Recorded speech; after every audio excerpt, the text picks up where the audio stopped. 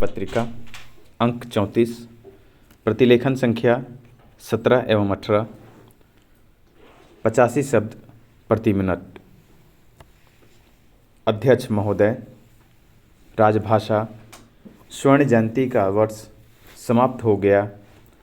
इस वर्ष का हिंदी पखवाड़ा भी संपन्न हो गया, किंतु इसका अर्थ यह कदापि नहीं लगा लेना चाहिए कि राजभाषा हिंदी का विकास हो चुका है और अब हम चैन की सांस लेकर बैठ जाएं या पुनः अंग्रेजी में कार्य करना प्रारंभ कर दें।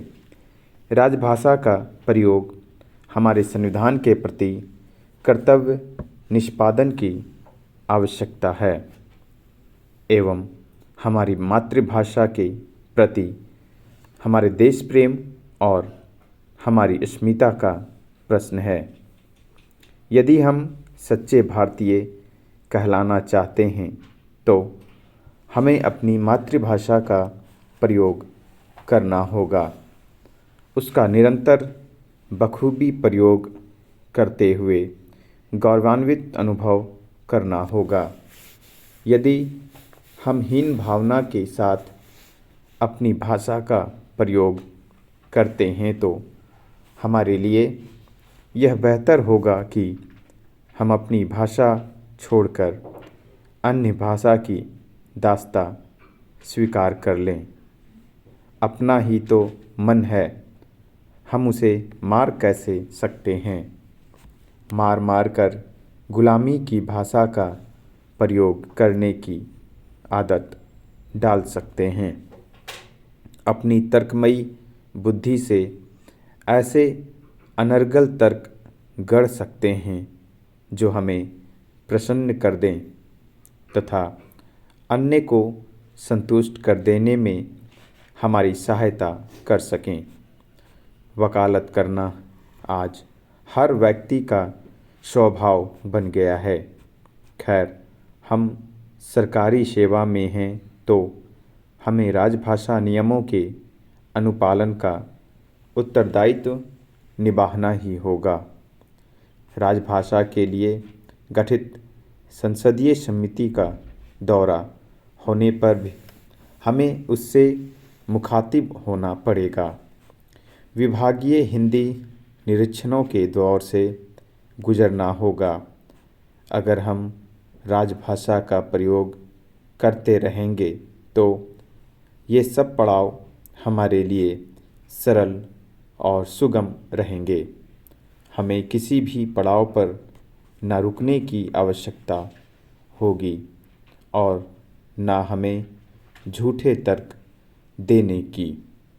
राजभाषा हिंदी का प्रयोग हम निडर होकर कर सकते हैं और अपना मस्तक ऊंचा रख सकते हैं।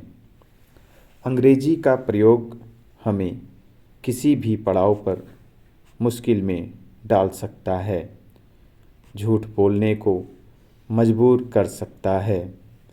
हमें सिर तो नहीं किंतु निगाहें अवश्य नीची करनी पड़ सकती है।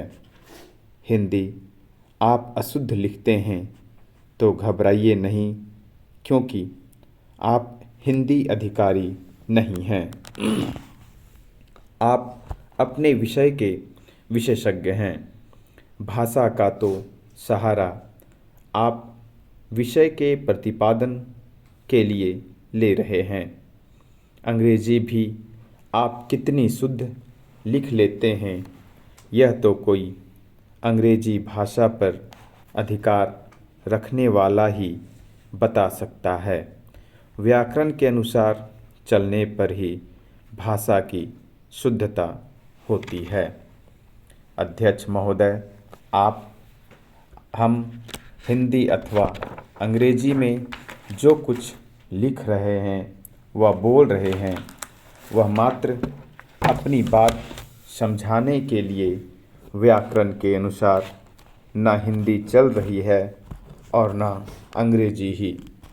ऐसे युगांतर में भी आप राजभाषा हिंदी के प्रयोग से कतराएं, कोई समझ की बात नहीं। राजभाषा हिंदी का प्रयोग यह कतई नहीं बांधता कि आप अंग्रेजी, उर्दू, संस्कृत, बंगला या अन्य किसी राजभाषा का प्रयोग ना करें। मुख्य प्रश्न है आपकी अपनी बात, अपना प्रतिपाद्य विषय समझाने का। आप अपने विचार लिखते समय रुके नहीं। हिंदी का शब्द ना मिले तो अन्य भाषा के शब्द का निसंकोच प्रयोग कर लें ताकि आपका प्रवाह ना रुके। अंग्रेजी भाषा में भी आज चपाती, दाल इत्यादि शब्दों का प्रयोग होने लगा है। चपाती शब्द का अनुवाद करते समय ना तो ब्रेड शब्द जमता था और ना लोफ। अंत में थककर अंग्रेजी शब्द कोशों को चपाती और दाल जैसी शब्दों को आत्मसात करना पड़ा। राजभाषा हिंदी तो इतनी उदार है कि अन्य भाषा के शब्दों को आत्मसात करते करते अपनी वर्तनी को भी बहुत लचीली बनाती चली गई।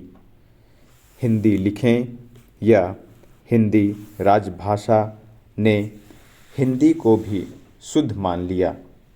राजभाषा ने वर्तनी का सरलीकरण किया है। आधा माँ और आधा ना लिखने के स्थान पर इसने पहले वाले अक्षर पर बिंदु लगा देने को ही बेहतर मान लिया। यह सरलीकरण क्यों किया जा रहा है? उत्तर है आपको अंग्रेजियत से मुक्ति दिलाने के लिए हमें अपनी राजभाषा के प्रयोग को और धीरे धीरे अभी से मजबूत कदम बढ़ाना प्रारंभ कर देना चाहिए। कहीं ऐसा ना हो कि विदेशी कंपनियां हमें हिंदी पढ़ाएं। भारत की विपुल जनसंख्या को दृष्टि में रखते हुए विदेशी कंपनियां अब अपना निजी साहित्य हिंदी में अनुदित करवाकर बांटने में लगी हैं। कंप्यूटर में हिंदी का प्रयोग इसलिए किया जाने लगा है कि हिंदी का सॉफ्टवेयर भारत में बिक सके और खप सके। पता नहीं हम अंग्रेजी सीखकर कहाँ जाना चाहते हैं, जबकि विदेशी हिंदी सीखकर यहाँ आना चाहते हैं। फादर कामिल बुल के अंग्रेजी हिंदी कोश का निर्माण कर हमें लजा गए। भारतीय व्यक्ति जो काम ना कर सका, हीनता के ऊहापोह में रहा, वही काम एक विदेशी ने कर दिखाया। बुल के साहिब हमसे अच्छी अंग्रेजी जानते थे, किंतु वे हीनता की भावना से ग्रसित नहीं थे। क्षेत्रीय भाषाओं का भी अध्ययन करते रहना चाहिए।